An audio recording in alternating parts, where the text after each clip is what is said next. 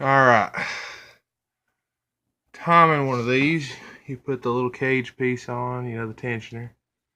You put your dot and your, there it is. See the little dot sort of right there on that one piece, that little black piece. You put the two little black pieces straight up with the dot on the top. And she's in time. Also went ahead and put my little keepers on. Now I gotta put the oil pump on. I guess I'll catch you in here in a sec. Alright.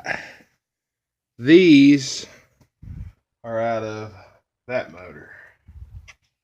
This one, they're both out of that motor. Now, a MDS system has some of these, which are the non-MDS. These are the cylinders that don't shut off when the MDS is activated, when it goes from V8 to 4-cylinder. So only 4 cylinders shut off. The other ones run all the time normally. So a budget way, I guess you could say, is you could buy just some of these without buying them. This is how you can tell them apart. This one has no holes, just at the top. This one is the MDS one. You see, there's a hole. On the other side, there's a hole. See, it's also got the hole up here. That hole is for pushing oil up to the rockers and stuff. These hole is when the solenoid kicks in, it fills this chamber up with oil and stops this from collapsing. When it is not active, or active, however you want to look at it, no oil is in here, and this can squish. And hell, I almost can push that in by my finger. Y'all see that? You figure that versus this one. That one don't move. Now, I might be wrong, but I think the reason why these things fail, because the roller's locking down, is you got spring pressure pushing this one down, holding it tight to that cam, so it's always rolling.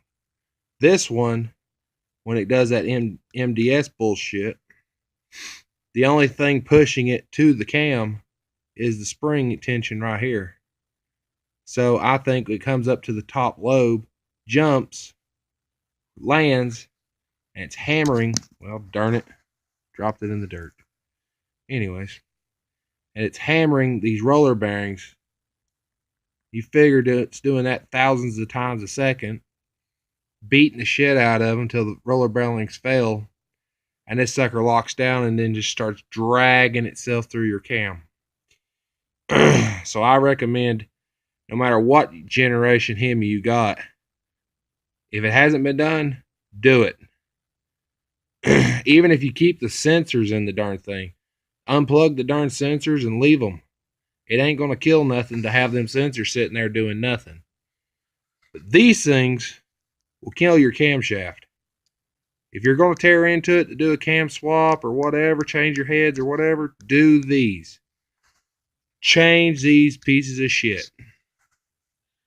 Alright, I'll get back to you when I have more. Alright. I took my wire welder brush, put the pistons to the top, cleaned the carbon off and looked for cracks, and oiled the cylinders so they won't rust between now and then.